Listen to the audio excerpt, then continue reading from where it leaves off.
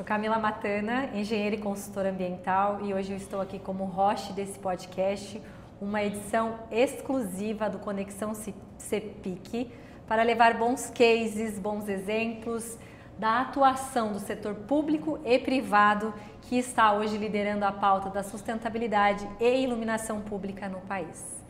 E a gente está aqui hoje com a Raquel. Bem-vinda, Raquel. Obrigada. Ela vai contar um pouquinho da atuação da Bright Cities e sua atuação também como profissional hoje dentro dessa pauta que vem tanto sendo procurada cada vez mais por diretrizes que precisamos também cumprir, mas que também o Brasil vem liderando. Bem-vinda, Raquel. Fala um pouquinho de você também. Muito obrigada, Camila. Parabéns pelo podcast, né?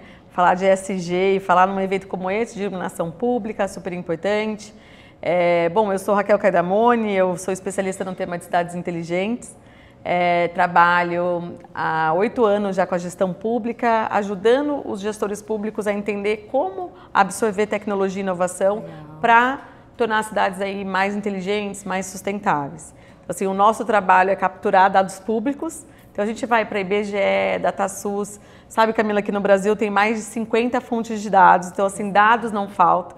O que falta é como consolidar isso e transformar isso numa forma de orientar os gestores públicos, como eles podem usar esses dados para poder direcionar melhor as políticas públicas. Então é aí que a Bright trabalha, é uma plataforma, é gratuita, tem uma versão gratuita, tem uma versão paga, né, que é para os gestores, mas qualquer pessoa, cidadão, setor privado, os gestores públicos podem entrar lá, brightcities.com.br ou brightcities.city e colocar o nome da cidade. Hoje a gente avalia os 5.570 municípios do Brasil. Então, o nosso objetivo é consolidar os dados públicos e gerar um diagnóstico para as cidades. Então, a gente consegue avaliar as cidades na área da saúde, da educação, do meio ambiente, do urbanismo. A gente pega tudo que é dado que já tem uma fonte pública e consolida. E aí o que a gente faz, que é bem interessante, é a gente consolida indicadores que já estão no mercado. Né? Não foi a Bright Cities que criou, a gente foi para o mercado entender o que as cidades estavam acompanhando em termos de indicadores e a gente identificou 3 normas ISO, que são normativas globais de cidades, que é a 37120, cidades sustentáveis, 37122, cidades inteligentes e 37123, cidades resilientes. Então a gente faz o diagnóstico em cima dessas normas. Então, a gente pega esses dados públicos, DataSUS, IBGE, de novo, a CNIS, e a gente formata ele, normatiza dentro dessas ISOs. E aí a gente consegue ver a cidade no mesmo padrão que internacional. Então, eu avalio como que está, desde Miracatu até Campinas, Curitiba, grandes cidades, até cidades menores, como que ela está performando em cima dos indicadores de cidades sustentáveis, inteligentes e resilientes. E o que isso é interessante? Porque está totalmente essas normas alinhadas aos Objetivos de Desenvolvimento Sustentáveis. Eu vi que você fala bastante sobre isso, que é muito importante aqui, tem tudo a ver com a ESG, né? Então, assim, todos os indicadores, quando a gente avalia uma cidade, a gente está impactando ou a área do meio ambiente, ou a área social, ou a governança. Então, o que a gente faz esse trabalho é criar um diagnóstico para a cidade, avaliar como ela está performando e nos indicadores que ela não está bem.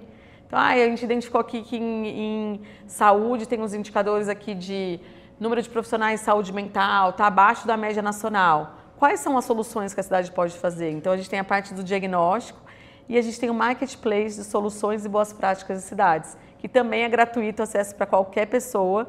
Tem mais de quase 1.500 soluções e boas práticas. Então, a gente identifica onde pode melhorar e também sugere, né, oportunidades, soluções, empresas ou também boas práticas de outras cidades que estão fazendo para, por exemplo, melhorar, aumentar o número de profissionais da saúde mental, por exemplo, que já é atualmente um indicador de cidade sustentável. Nossa, gente, eu falo que eu vou sair daqui hoje tão mais feliz, porque é tanta coisa boa acontecendo e o papel, novamente, desse podcast é isso, é divulgar, ser ponte, é dar vozes a bons projetos para que cada vez mais aumente o engajamento. E você falou, assim, o coração do ESG, que é a palavrinha indicadores. Sim. Então, está todo mundo trabalhando para se ter uma melhor performance, um melhor resultado. E a pergunta é, já que você tem também uma visão de números, o Brasil ele está avançando e qual a velocidade, se ele está avançando dentro de pautas como são tantas pautas. Sim, mas o desenvolvimento, mas vamos falar dizer, né? aqui em desenvolvimento sustentável. O Brasil está avançando? Então, assim, o objetivo, né, os Objetivos de Desenvolvimento Sustentável são as 17 metas, você até comentou hoje aqui, pouca gente, né, ainda conhece, infelizmente, apesar de ser bastante difundido. Também, né, o conteúdo aí está gratuito, é só colocar ali no site da ONU. São 17 metas que existem e são mais de 169 ali, indicadores para poder acompanhar essas metas. Globalmente, a meta era entregar, né, em 2030, estamos em 2025. Então, a gente sabe que a maioria dos países e também das cidades aqui no Brasil não vão atingir as metas, que são 17, tem desde acabar com a pobreza, equidade de gênero. Então, sim, a gente está longe, né, da entrega, porém, a gente vê que há um avanço sobre o tema.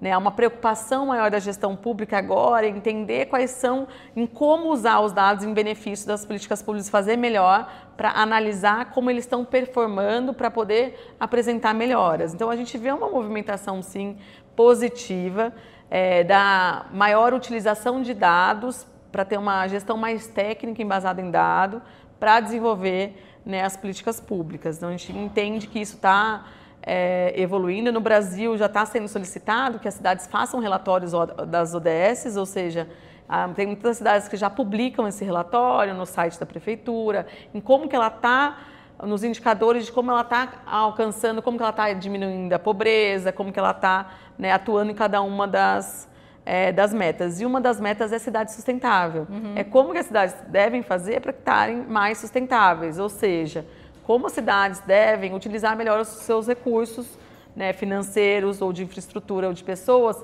para entregar uma qualidade de vida maior na cidade. Então aí vai, desde como que eu posso fazer para facilitar para o cidadão agendar uma consulta, ele não precisa se deslocar até a unidade de saúde. Eu digitalizar esse processo para ser melhor, não para estar digitalizado, mas porque o digitalizado vai economizar papel, vai facilitar todo o processo, vai ser mais rápido e vai ser melhor para o cidadão que não precisa se deslocar, perder um dia de trabalho para poder marcar uma consulta. Até digitalização dos serviços, para ser tudo mais fácil, como que também a gente tem a inclusão de tecnologias como telemedicina, então tem cidades muito pequenas no Brasil, né? A gente também falou disso, que você falou como que estão as cidades do Brasil em relação a isso. Acho que a gente tem um caminho ainda para andar, mas tem diferentes cenários. Então depende da cidade, né? Então a gente depende do estado, da região, então é importante a gente olhar também aquela cidade específica, como que ela pode, do cenário atual, por isso o diagnóstico é relevante, para eu melhorar eu preciso entender como eu estou. Então o diagnóstico é o primeiro passo. Como que eu estou hoje? Ah, mas eu não sou uma cidade de 12 mil habitantes. Tá, você pode se tornar mais sustentável em cima do seu cenário atual, como que você pode fazer melhor, né, a partir do que você já faz hoje. Então, depende dessa avaliação de estar bem ou não, depende muito, né, da cidade onde ela está alocada, ou como que ela está gerenciando os recursos, mas é possível que qualquer cidade se torne uma cidade melhor, mais inteligente, ou seja, qualquer cidade ela pode sim melhorar, né, a sua entrega de serviços públicos do que ela está fazendo anteriormente. Então, para isso, ela precisa entender o cenário e também se comparar com outras cidades, entender o que são os direcionamentos, o que são as ODS, como a gente tem que buscar em conjunto, né? E também as possibilidades de melhor. Então, quais são os recursos que a gente tem hoje?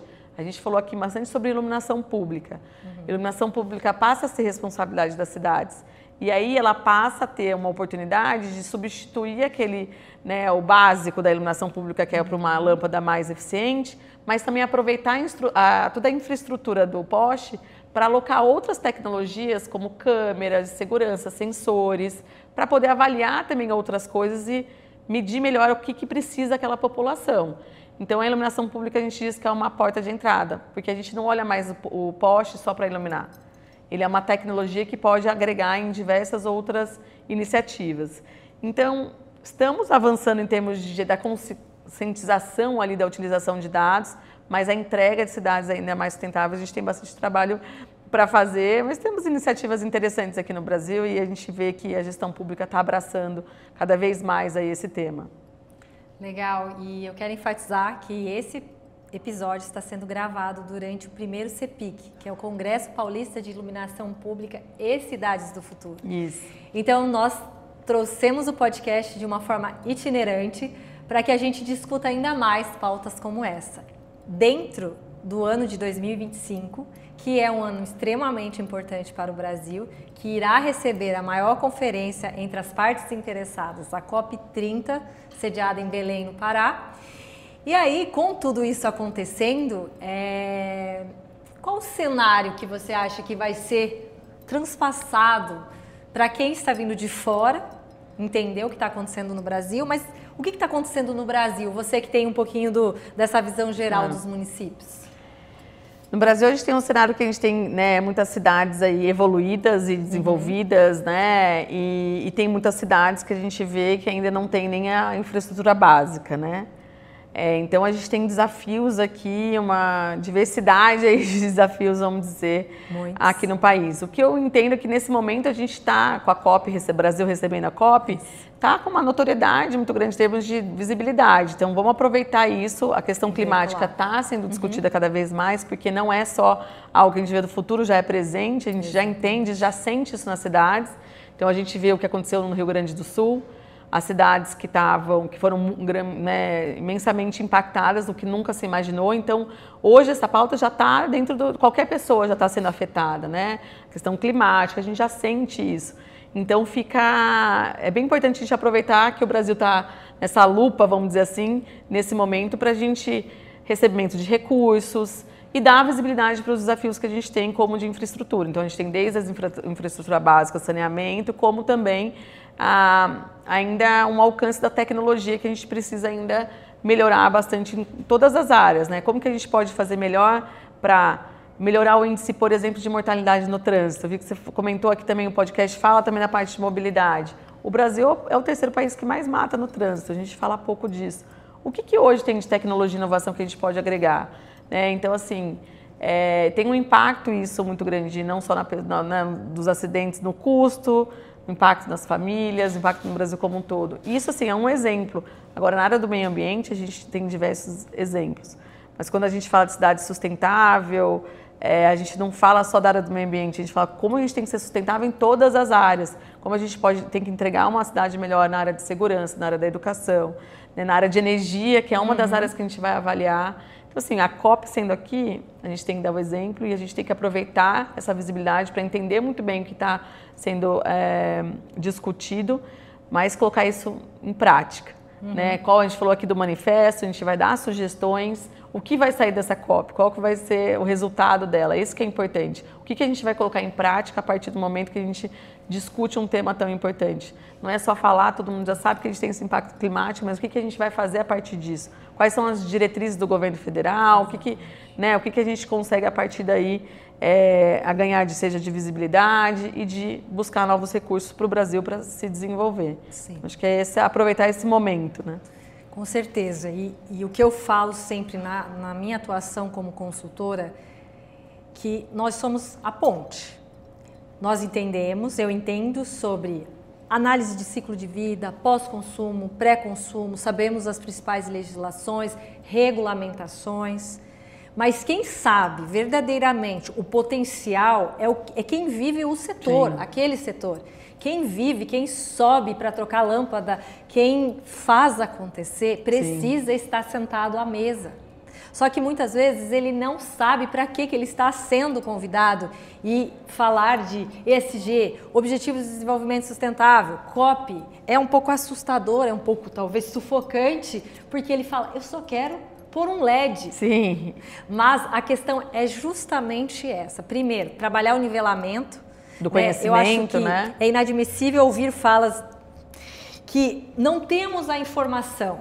Gente, em 2025, temos. Com esse set de inteligência artificial que eu tenho, a minha dúvida brevemente solucionada em menos de 30 segundos, eu não posso mais falar que não há, né? Primeiro de tudo, a informação. E segundo, dar poder e visibilidade para quem de fato é o entendedor, o especialista do assunto. Então, quando a gente discute por segmentos, por setor, é quando a gente vai ter sim maiores resultados, maior inteligência incorporada, maior qualidade, porque não basta inovação. Sim. Né?